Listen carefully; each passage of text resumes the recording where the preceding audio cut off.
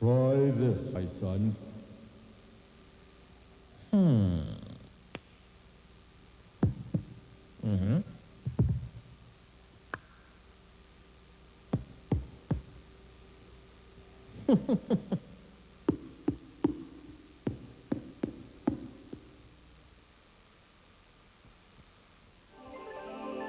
Animation.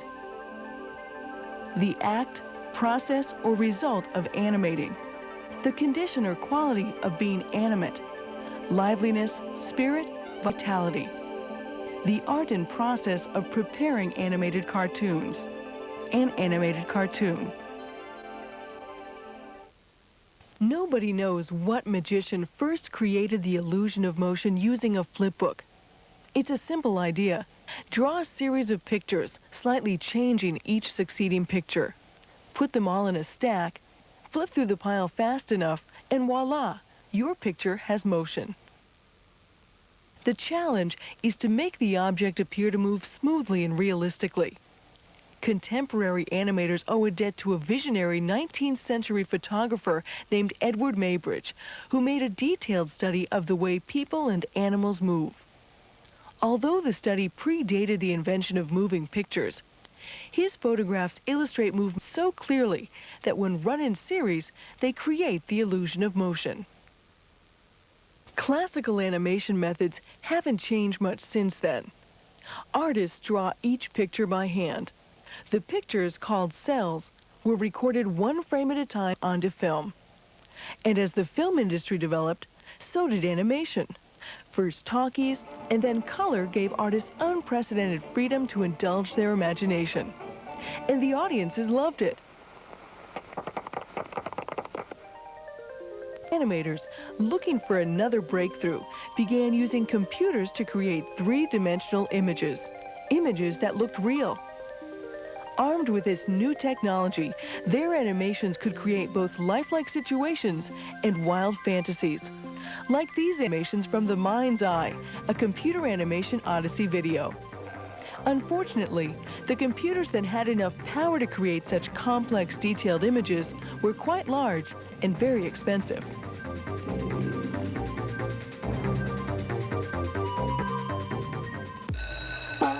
Something's happening to drink boxes. In the last 10 years, computers have become more powerful, more compact, and more economical. As a result, computers are now being used throughout the animation industry. Paint programs are replacing the classical animators' paper and ink. Computer-generated 3D graphics are dressing up film and video productions. And video images are being used as elements within animations. I want to make it well. How can I change the world when I can't change myself? Because of advances in technology, personal computers have replaced the supercomputers of the 1960s, bringing animation to the desktop. And of all the PCs available, the Amiga offers the fewest impediments to realizing your creative vision. From its inception, animation has been a critical component of the Amiga, and it remains the only personal computer whose operating system includes a powerful collection of animation routines. One of the most impressive demonstrations of the machine at its 1985 launch was Robo City, a simple but effective display that used the Amiga's built-in animation routines.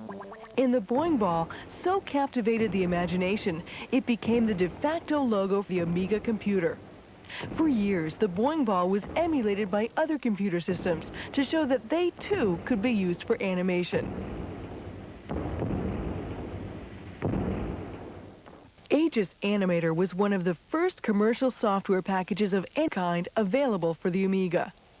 This program automated the classical two-dimensional animation technique called tweening. First, the animator draws starting and ending cells of emotion. In a classical studio, lesser artists called tweeners would draw the cells in tween, dividing the change equally among them. This shape-changing process is called morphing. With Aegis Animator, the computer automatically creates the intervening cells. Once finished, the animation can be played back in real time, and viewable copies can be distributed even to those who don't own the software. Soon after, a revolutionary animation appeared, Dr. Eric Graham's The Juggler. Its geometric world and mirrored spheres introduced three-dimensional ray-traced animation to the Amiga and became, much like the Boing Ball before it, a symbol of the computer and its dominance in the animation field. By this time, Amiga animation was in full swing. Animation standards had been established, letting artists use several different programs to get just the right effect in their work. And software like DPaint 3 combined 2D animation and paint programs to give artists a single package with more creative power than they ever had before.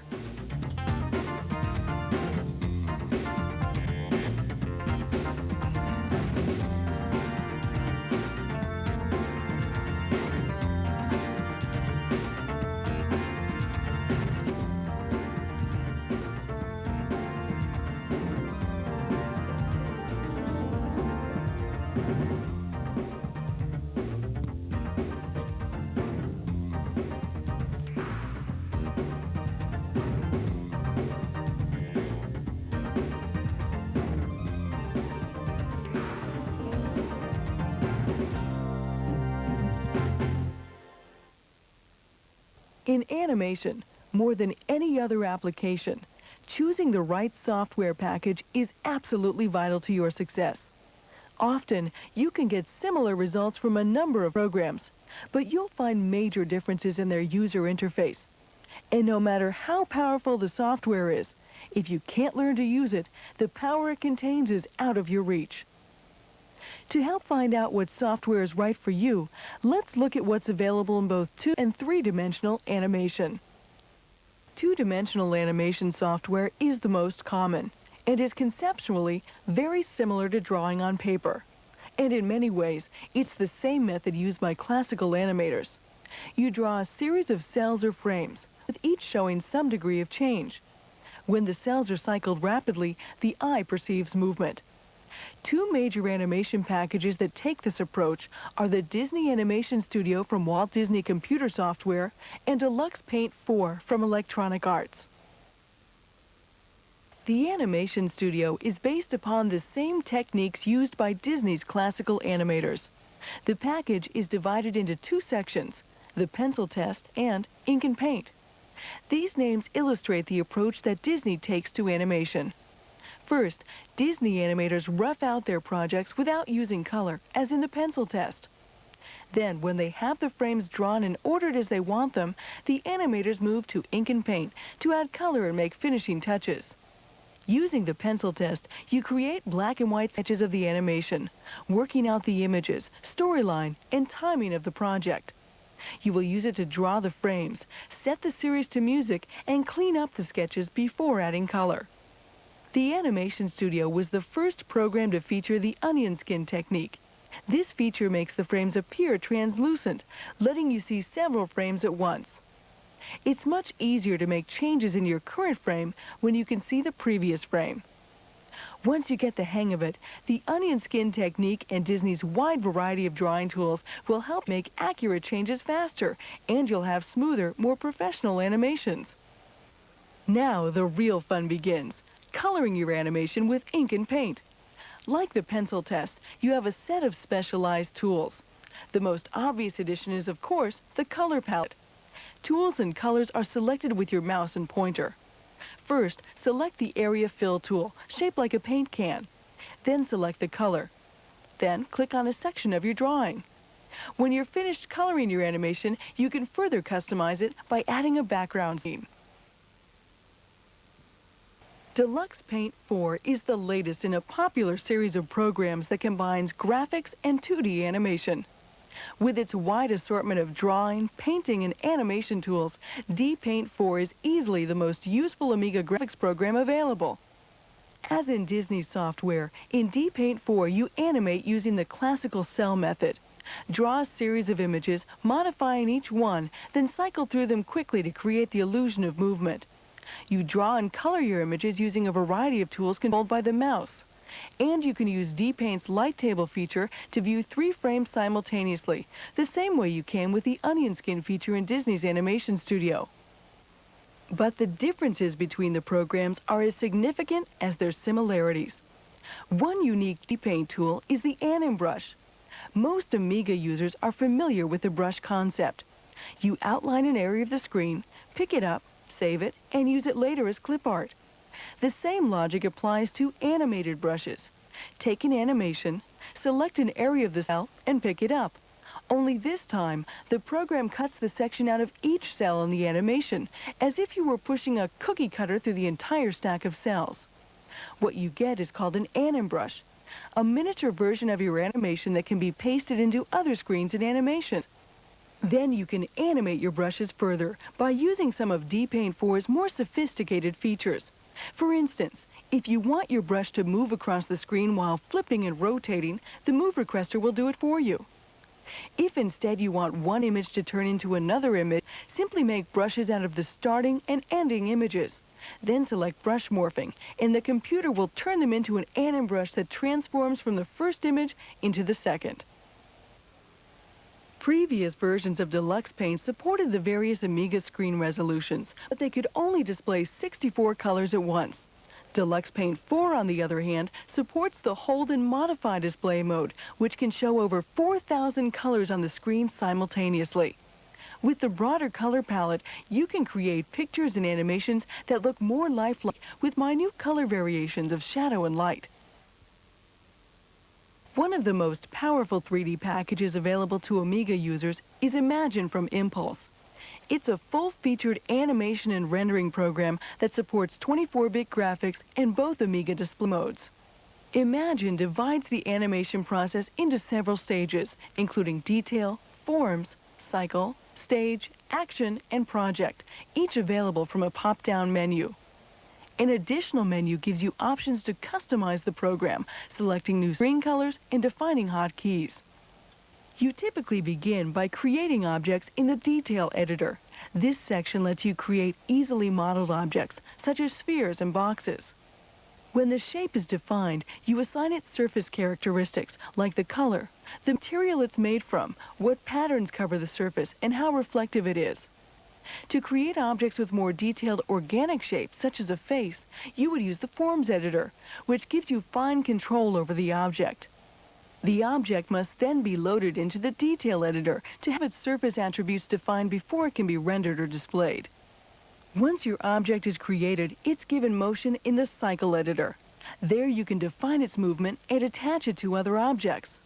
The Cycle Editor is very powerful and lets you set up complex movement combinations among the various objects in your animation. To actually place the object within the scene, you need to load it into the Stage Editor. Within the Stage Editor, you place the objects, set the lights, and set the camera in a series of key cells. Define key cells for the start and end of each movement, and Imagine will create the frames that come between them. For fine-tuning, load up the Action Editor. With it, you can refine the elements of your animation and add special effects like explode, grow, and crumble. By this time, your animation should be about done. From the Project Editor, select the display mode and the frame resolution and start rendering. Like most 3D programs, Imagine has a steep learning curve. New users should be prepared to spend a fair amount of time learning both the program itself and the fundamentals of 3D modeling and animation. However, because of its price, speed, features, and overall power, Imagine is the single most popular 3D animation package for the Amiga. In late 1990, NewTek released its now famous Video Toaster multifunction video card for the Amiga.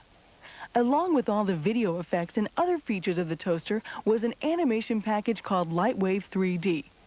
Lightwave is a professional quality animation package, including features that were previously found only on systems costing many times more. And in spite of its immense power, Lightwave has one of the friendliest user interfaces available. Creating three-dimensional animations using Lightwave is a lot like making a movie. You build scenes that contain objects. You choose the number, kind, and location of the lights.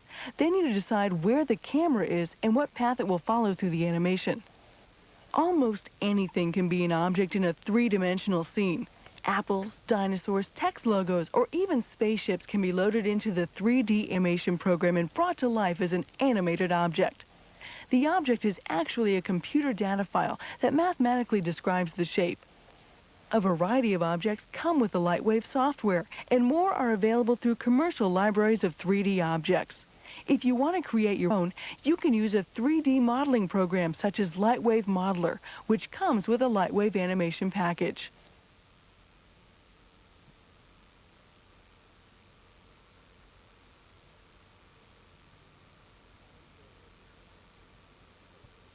Hi, I'm Joel Hagan. I've been using Deluxe Paint through all of its incarnations. I'm going to be using Deluxe Paint 4 here to show you how to do the animated star field and the tumbling asteroid.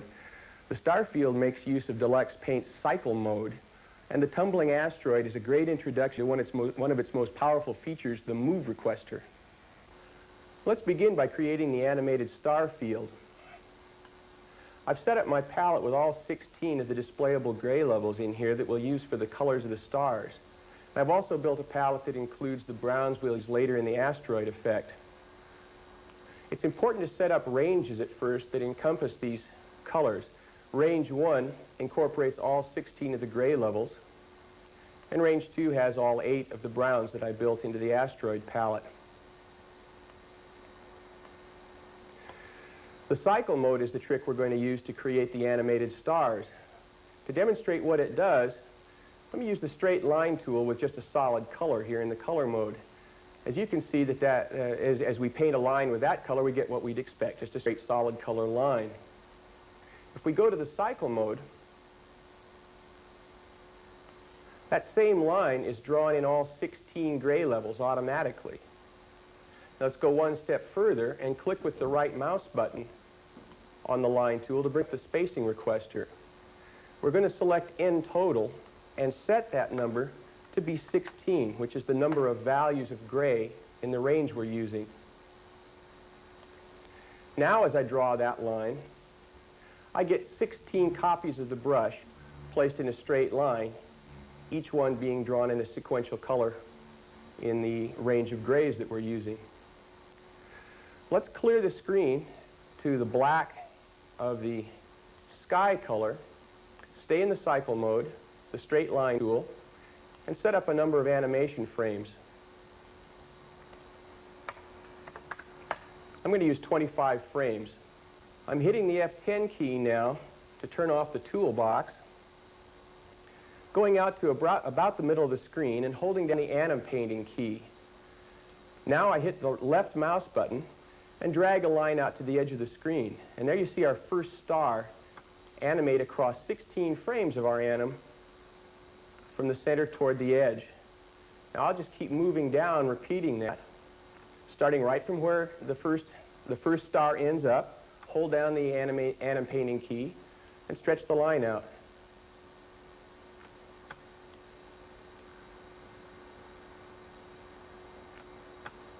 And you can add as many stars to your star field as you want this way. I'm going to keep going here for a little while and build up a fairly dense star field so we have some real action happening. And then we'll look at the results. All right, let's lay in one or two last stars here.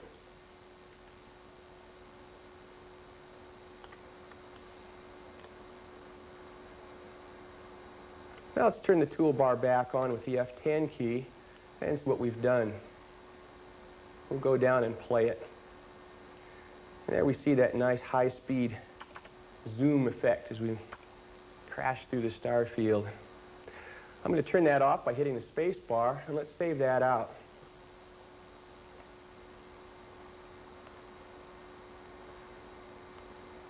I'll call that 1-stars.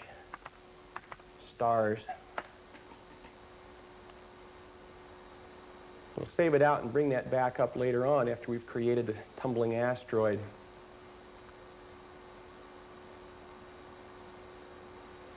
All right, let's clear the screen now to a color that we can work against. I'm going to delete all the frames of that animation too. For the moment, all we need is just a painting screen. I'm going to go back and restore my tools to the default continuous setting here and begin by painting what will be sort of like a map of the asteroid. To start off with, I'm going to set preferences to B square. This lets a square be a square and a circle be a circle. I'm going to go back to the color mode to paint with. And let's choose the browns, maybe go into the fill requester, and just to save a little time, enter that second range of colors, turn random on, and let's just use one of these, this vertical contour fill here. I'm going to draw a filled rectangle, holding down the Shift key to constrain that to a square. Picking that up as a brush,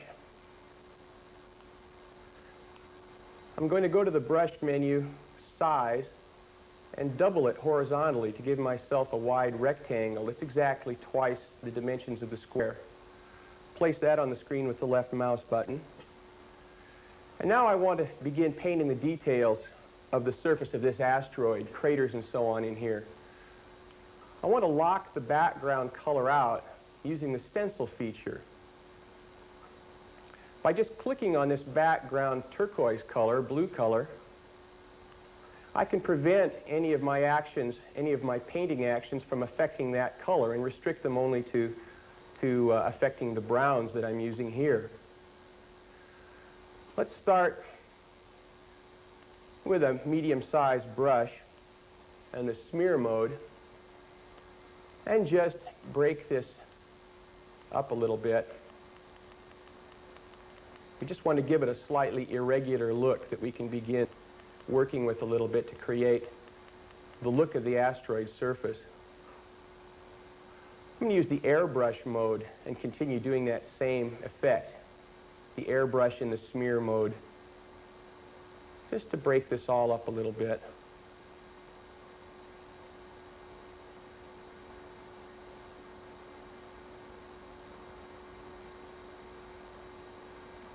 This will give us a nice sort of even looking surface to begin with that, because of the gradient fill, has already the appearance of light falling on it from above. And we'll hold that right through the animation that we do.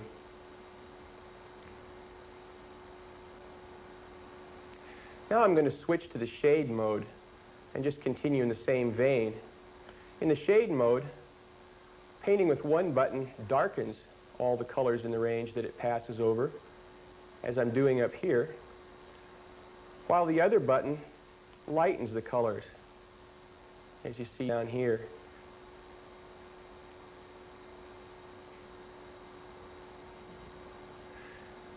Clicking the right mouse button in the airbrush tool, I can reduce the size of the spatter and actually use it more like a drawing tool. I'm still in the shade mode. At this point, I can get rid of the stencil. I don't need it anymore, so I'm going to free it to save memory. And begin using the shade mode with the airbrush to paint in some crater features. Various sizes.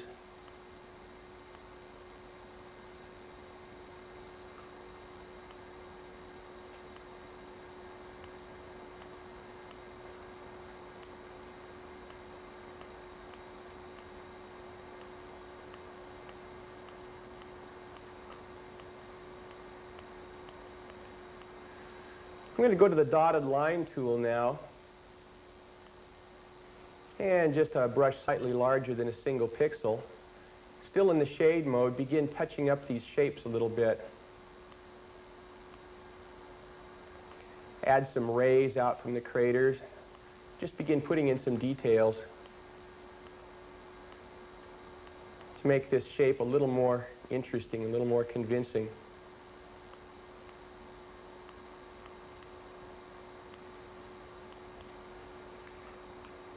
adding some highlights.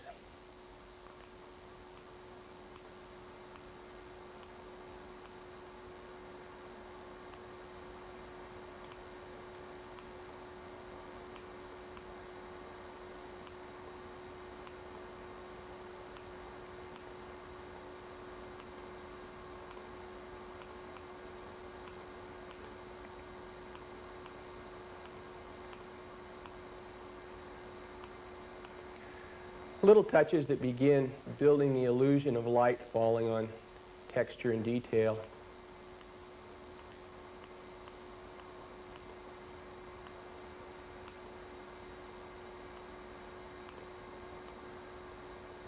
Put in a few little tiny craters here.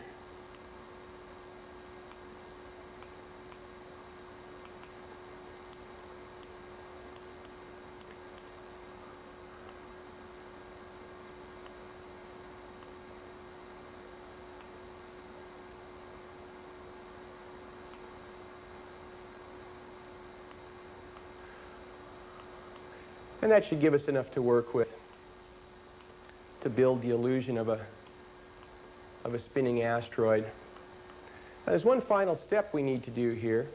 We need to make sure that we have a seamless match on this map between the right edge and the left edge. Because eventually we're going to have this map wrap completely around itself with the right edge joining the left edge.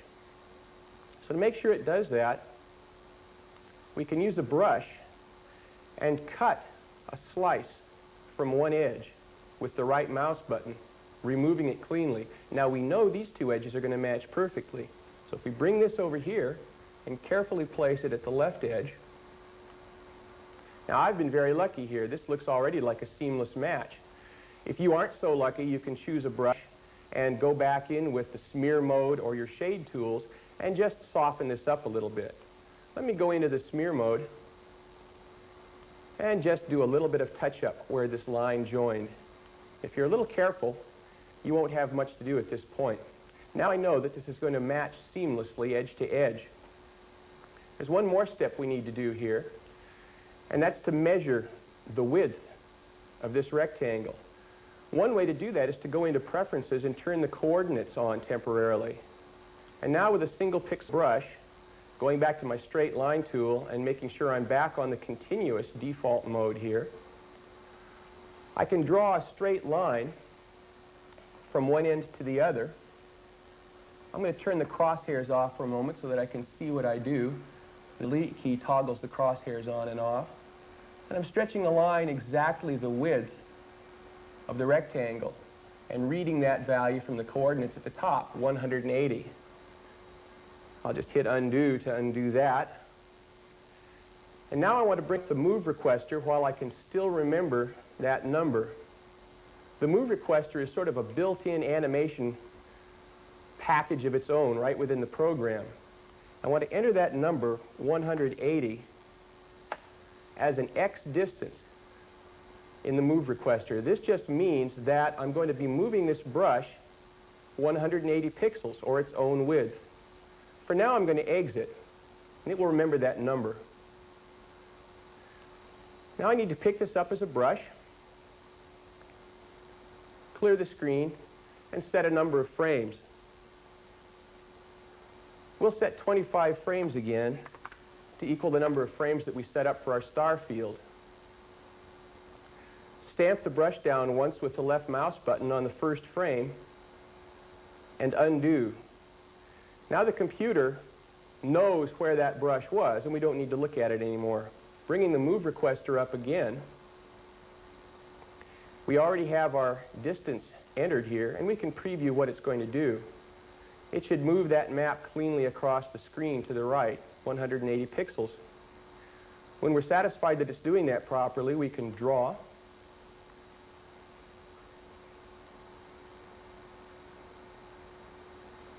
And that'll complete the first phase of what we need to do. We need this map to have a second copy of itself follow the first across the screen.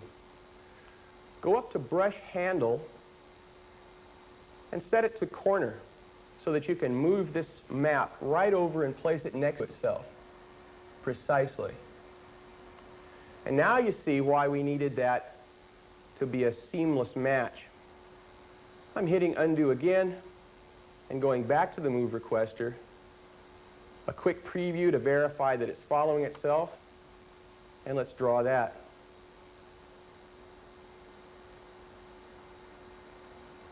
Now the entire landscape of this asteroid is streaming past the frame. If I hit the number 4 key, we can see what it's doing. Play it as a looping animation. I'm going to stop that. And let's do an anim brush pickup now.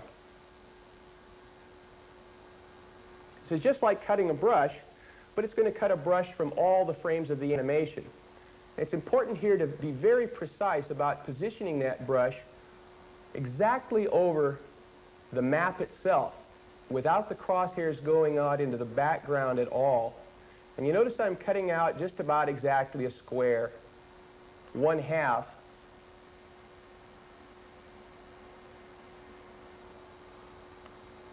of the map that we cut. Now as I paint this around the screen, we can verify that that map is streamed by underneath the anim brush. Let's clear all the frames. Now we need to place this map onto a spinning asteroid. Let's go back with the right mouse button to the fill tool and go back to a solid fill. And I'm just going to choose a color that I can see clearly and the filled freehand line tool. Now I'm just drawing a rough irregular shape to represent that asteroid. I'm going to pick this up as a brush, place it down in the screen, and undo. Once again, let's go back to the move requester, clear all of our previous settings, and this time I just want to spin that. So I'm entering 360 degrees on the Z-axis. Previewing that, we'll see that it just spins like looking down on top of a phonograph record. Let's draw that.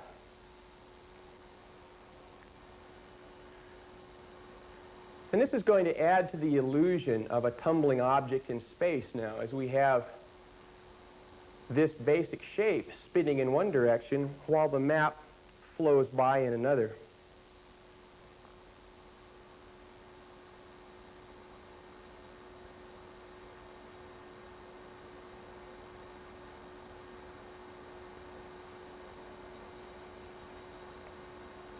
We can take a look at that by hitting the 4 key to play this.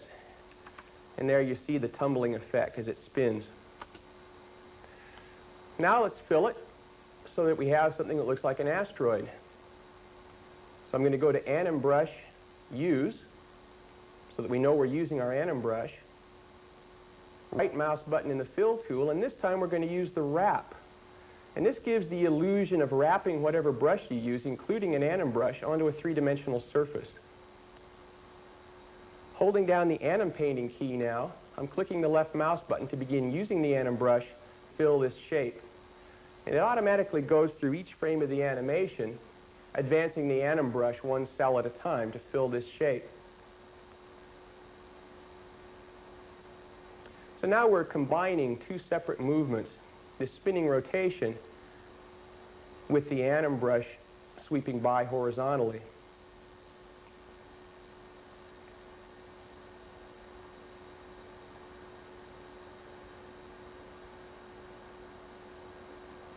Let's play that now with the 4 key. And there we get the effect of a tumbling asteroid in space. You can adjust the speed with the left and right arrow keys on the keyboard. Once we're satisfied with that, let's in turn pick this up as an Anim brush using Anim Brush Pickup, making sure that I make a brush big enough to get around the entire tumbling surface.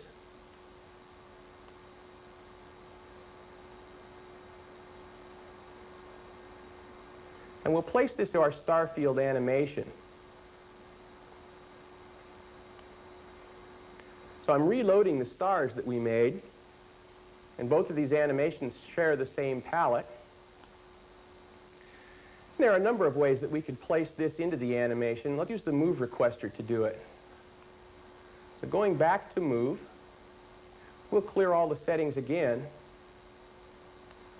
Make sure that we place this anim brush down in the middle here. Undo. And now we're not going to enter any movement settings at all. We just want that animation to be laid down right in the same place. We preview it just as a precaution and then draw it. Now each frame of the anim brush pops right into the middle of the screen as though we're following this hurtling asteroid through space. Let's hit the 4 key and see what it looks like. So there we have it. Pretty quick technique that gives you a nice visual reward without much work.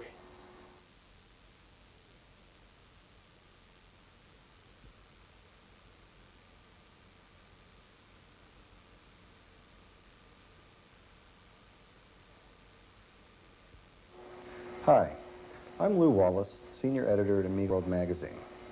I'm going to demonstrate Lightwave 3D, which is a 3D modeling and animation package that's included with the Video Toaster software. We're going to be looking at Release 2.0 of the Video Toaster package, which has all the latest features and functions of Lightwave. For the demonstration, I'm going to create a chessboard and revolve a camera around the chessboard and the chessmen.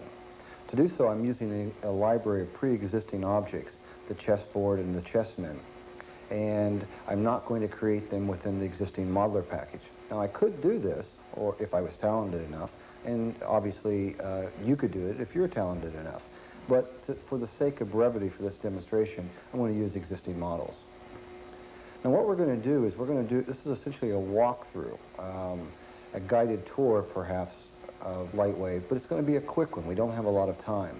So I'm going to try and explain as much as I can, but there are going to be some things that I just don't have time to explain, or I'm going to assume that you already know. If you get a little confused, I suggest you go back and watch the demo again, and if you have access to Lightwave, perhaps walk through the demonstration, reproducing some of the things that I do, and I think it'll become a lot more clear. So let's get started and create an animation. So the first thing we need to do is load up some objects. Now, going to the Object menu and selecting Load Object, it gives me a list of all the various directories in the Object directory, and I'm going to choose the chess directory. The first thing I want is a chessboard.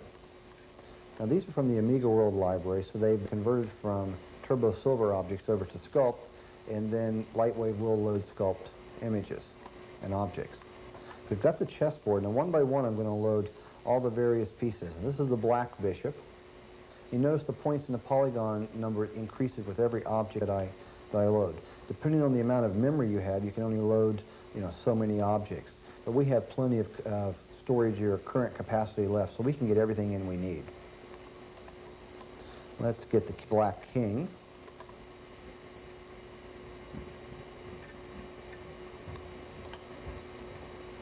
The black knight,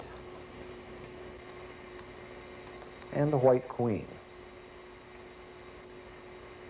Now we've now loaded the entire set of chessmen that we're going to use, as well as the chessboard. The first thing we need to do is to go to the layout menu and start positioning these. And I'm going to zoom in a lot because I want to have a lot of detail. And I'm going to change my grid size, which is the default is 1000, down to 100. Zoom back out a bit. Okay. Now the first thing I need to do is go to the Object Edit option, and when I select Object, whatever is in here, whatever item is selected here, in this case it's the chessboard, will be highlighted. See how it's a brighter white rectangle. Now we want to make everything level with the top of this, so I'm going to cycle through these. First I'm selecting the black bishop. And I want to constrain the movement to along just the y-axis. I don't want to move along the x and z yet. So I've turned those off, and I'm only moving on the y-axis. So by holding down the mouse button, I'm able to very carefully move it. And notice how I lined up the black bishop right along with the top of the chessboard. Now let's do the next one, the black castle. We'll move that down. Now we haven't started the horizontal positioning yet, but we got to get everything lined up for the top. There, now we're back to the chessboard. What I want to do now is I want to create a keyframe, and I want to lock all of these into position so they won't move off their y-axis. So I select Create Key, and I want to do all items. So I click on OK. Now everything is locked in here. I'm going to go back to the top-down view and zoom out a bit so I can see all of my chessboard and center it here on the screen. Okay, and fill it up just a little. Now the next thing I need to do is I need to move these objects into the various squares that I want them to be on the chessboard. To do that, I only need to move them in the X and Y axis, not in the Y, because we've already set that. So I'm going to turn on X and Y, and I don't want to move the chessboard, I want to move the objects. So I'm going to go to the first object, which is the bishop. Now I'm going to move that over to one of these squares. Now since I can't see them right now, if I wait a little while, they'll all become visible, but the moment I move anything, it goes back to the simple rectangles, which makes things work a little smoother. I'm going to move it to an approximation of where I think that square is, and then release it.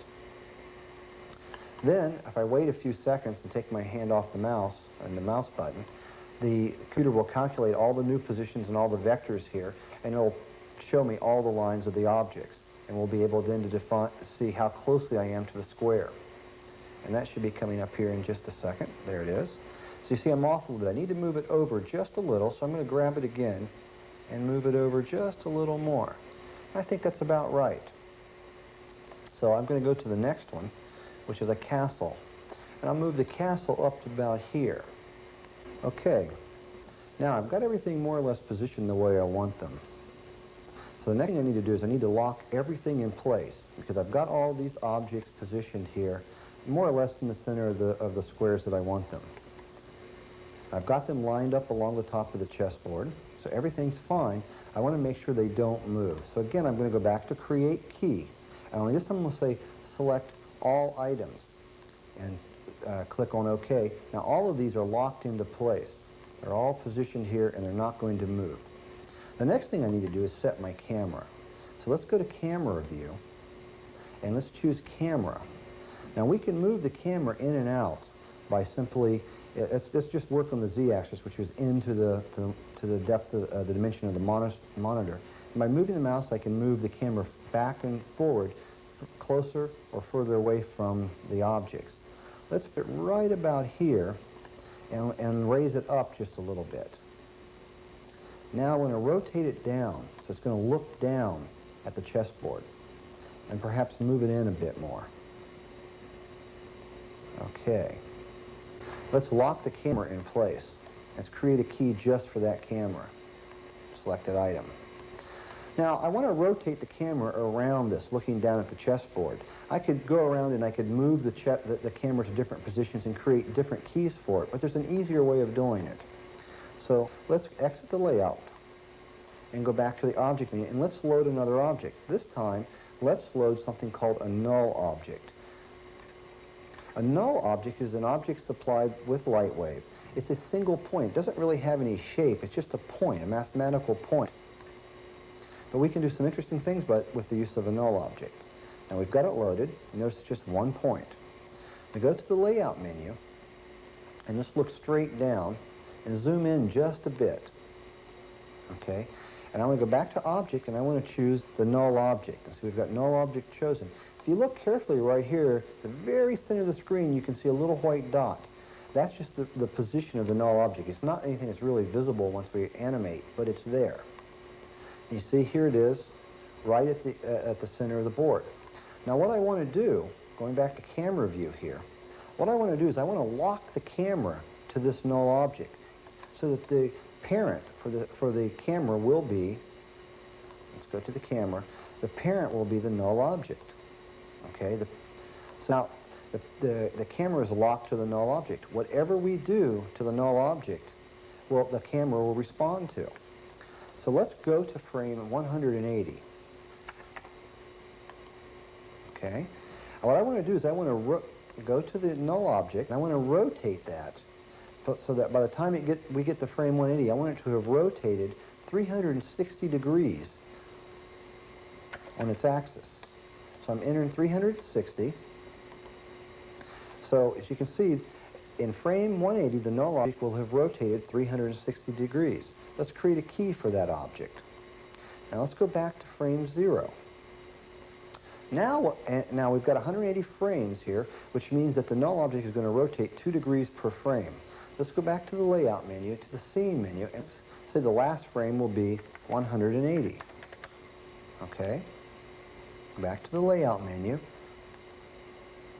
And let's create a preview of this. Now I want to go make preview, and I want to do it with a bounding box. Bounding boxes are these square rectangles, which are drawn a lot quicker than actually rendering the wireframe of the objects. So we're going to do a preview of the animation using bounding boxes. Now notice, you see it's drawing. Look at the frame change over here. And it's drawing each one of these, so we're seeing the position. And what we're seeing here is what the camera is doing. The little null object in the center of the display is rotating. The camera is locked to that, so the camera is rotating with the null object. Now we're ready to render. Let's go ahead and render just one frame so we can take a look at the scene and see what it looks like. I'll set it up on manual, and I'll click Go. As Lightwave renders on your Amiga screen, you will see a grayscale representation of the image that's being rendered. This is not the true image, it's merely a representation. And depending on the complexity of the scene, it'll take a while to render. Now, as we can see, this looks pretty good. The image is fine. Obviously, we're in low resolution mode, but otherwise it looks pretty good. So now let's go back to the Video Toaster Lightwave screen, and now we're all set to go. Let's set it up for record mode. We turn on record. Since we're going to be using the Nucleus single frame controller, the record command is T#. That's already there, and we're ready to go. Just quickly checking over everything. We've got 180 frames. Got all of our objects, surfaces, the images, the lights, camera, everything's fine. We're in low resolution. Backdrop is fine, set up for black. Record is on. Now all we got to do is just say render. This time we switch it to automatic, and then when we click on OK, it will begin the job of rendering each frame of the 180 frames, dumping each into tape, and then tomorrow when we run it again, we'll have a 6-second animation. So here we go. Now, as you can see, it looks really very nice. While it was done in low resolution, the motion smooths everything out. You've got a nice 6-second loop. It looks good, and it gives you a good idea of what you could do with Lightwave. By adding more frames, for example, going to 360 frames instead of 180, we would have got even smoother motion. By upping the resolution, adding shadowing and reflection, we could have got an even more photorealistic animation. But this will give us a good idea of what we can do. So there you have it, the basics of animating on the Amiga. Now it's off to Computers R Us to buy software. But how do you decide which one to buy? Well, when you've figured out how much time and money you want to invest, you can move on to the important question. Is it love? Imagine that you had created the animations you saw today. Which one made you gasp? Which program looked like fun? Without a doubt, if one of them inspired you, if the program made you want to dig in and get started, then it's the right one. As in any romance, you need to find a mate that can understand the way you think. For instance, if you draw and sketch, try Disney's Animation Studio. If you think in color and want pixel-by-pixel control, try D-Paint. If you talk in angles and parameters but can't draw to save your life, Imagine will probably feel right to you. There are a lot of animation packages out there. Visit your software dealer and try a few of them out. Chances are, if you find an animation that you love and a program makes sense, then you've found a match. With an Amiga and some passion, there's very little you can't accomplish.